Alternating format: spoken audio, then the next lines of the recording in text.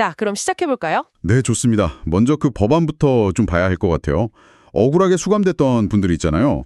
그분들을 위한 보상 프로그램 상원 법안 1500이 통과됐습니다.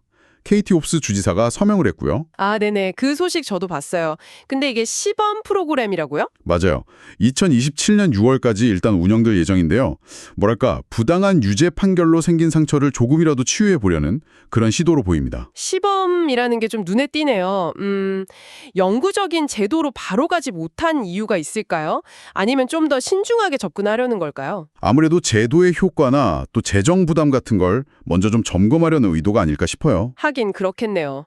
보상 내용 자체는 꽤 구체적이던데요. 그 수감 기간 매년 중간 가구 소득의 200%? 네, 맞습니다. 중간 소득의 2배죠. 그리고 입증 가능한 추가 손해는 최대 50만 달러까지 더 받을 수 있고요. 와, 액수가 상당하네요. 네. 그리고 더 흥미로운 건요. 만약에 사용소 명단에 잘못 올랐었거나 성범죄자로 잘못 등록됐던 경우에는 연 2만 5천 달러를 추가로 지급한대요. 아, 정말요? 네. 거기에 의료비, 교육비, 법률 비용 상환해주고 범죄 기록 지워주고 시민권 회복까지. 단순히 돈으로만 끝나는 게 아니라 사회 복귀를 진짜 적극적으로 돕겠다는 거죠. 그렇군요. 그냥 보상이 아니라 정말 새로운 시작을 지원하는 느낌이네요.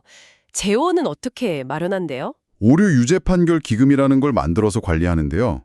만약에 시나 카운티 공무원 잘못으로 그런 일이 생겼으면 해당 지자체가 주정부의 비용을 다시 갚아야 한답니다. 오, 책임 소재를 분명히 하네요. 과거 잘못을 바로잡으려는 노력과 함께 이제 주의 재정 운영 방식에도 큰 변화가 있었다고요? 예산 합의 소식이죠. 네, 맞아요. 정부 폐사 직전까지 갔다가 극적으로 타결됐죠.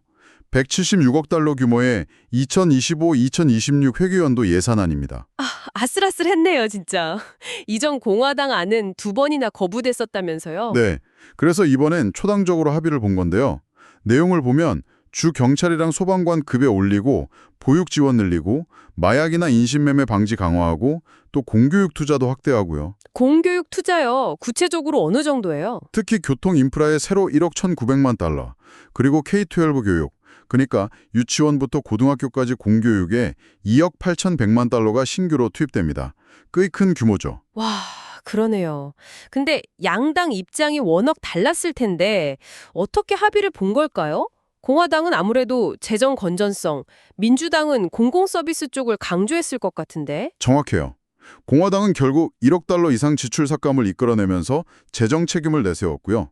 민주당은 메디케이드 보호나 부족민 의료 확대, 공립학교 지원 강화를 성과로 꼽았죠. 결국 서로 조금씩 양보해서 합의를 이룬 거군요. 그렇죠. 당분간은 주의 정책 방향이 아주 극단적으로 바뀌기보다는 좀 안정적으로 운영될 가능성이 높아 보입니다. 하지만 이런 와중에도 애리조나가 안고 있는 과제는 분명히 있어요. 특히 그 고령화 사회 대비 수준에서 좀 문제가. 아, 저 그거 보고 진짜 놀랬잖아요. 2030년 고령화 급증 대비 수준에서 애리조나가 거의 꼴찌라면서요. 10점 만점에 0.2점? 네, 맞아요.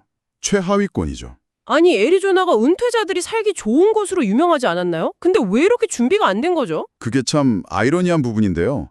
널사 연구 결과를 보니까 2030년에 예상되는 노인 1000명당 간호사 수가 전국에서 세 번째로 적어요. 35명이요. 35명이요? 참명당? 네. 그리고 요양원 수는 아예 전국 최저고요.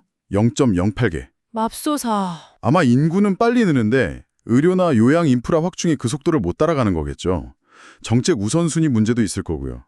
어쨌든 이건 앞으로 의료 시스템 부담이 엄청 커질 거라는 좀 심각한 경고 신호로 봐야 합니다. 의료 부담도 그런데 일상적인 비용 부담도 만만치 않은 것 같아요.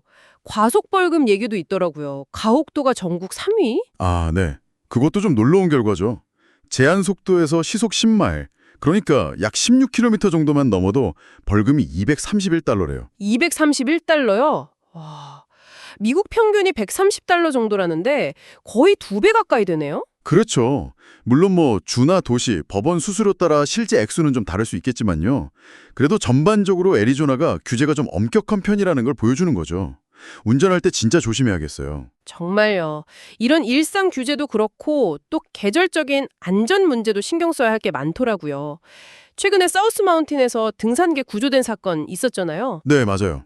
날도 더운데 심지어 폐쇄된 등산로로 들어갔다가 어린이 6명 포함해서 11명이 열 관련 증상으로 구조됐죠. 아이고, 폐쇄된 곳을 왜 들어갔을까요? 글쎄요. 근데 중요한 건 폭염 경보 때는 오전 8시부터 오후 5시까지 특정 등산로가 아예 폐쇄된다는 거예요.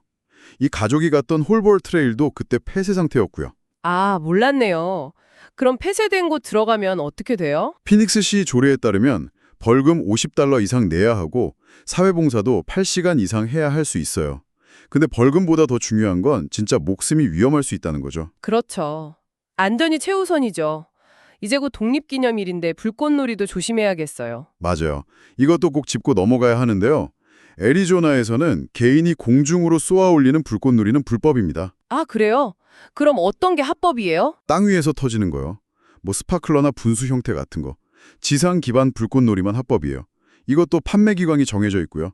6월 24일부터 7월 6일까지만 허가된 가게에서 살 수 있습니다. 기간도 정해져 있군요. 네. 그리고 시나 카운티별로 더 엄격한 규제가 있을 수도 있으니까 확인해야 하고요. 사용할 때는 당연히 야외 넓은 곳에서 건물이나 차, 불 붙기 쉬운 거 멀리 하고요. 아이들이랑 애완동물도 조심해야죠. 그럼요. 최소 100피트, 그러니까 한 30m 정도는 떨어져 있어야 하고요. 성인 감독은 필수입니다. 물 꼭 준비해서 다 쓴 불꽃은 물에 담가서 끄고 혹시 모를 화재에도 대비해야 하고요. 보안경 쓰는 것도 좋고요. 불발탄은 절대 다시 불 붙이면 안 되고. 그렇죠. 그게 제일 위험해요. 사실 가장 안전한 건 그냥 지역사회에서 하는 전문 불꽃놀이를 구경하는 거죠. 네, 그게 제일 속 편하겠네요. 오늘 애리조나의 정말 다양한 소식들을 쭉 훑어봤습니다. 부당 유죄 판결 보상 같은 뭐랄까 사회 정의를 위한 노력도 보이고요. 또 쉽지 않은 예산 합의 과정도 있었고 고령화 대비나 과속벌금 같은 현실적인 생활 문제들 그리고 등산이나 불꽃놀이 안전처럼 계절적인 이슈까지 참 다각적인 모습이네요.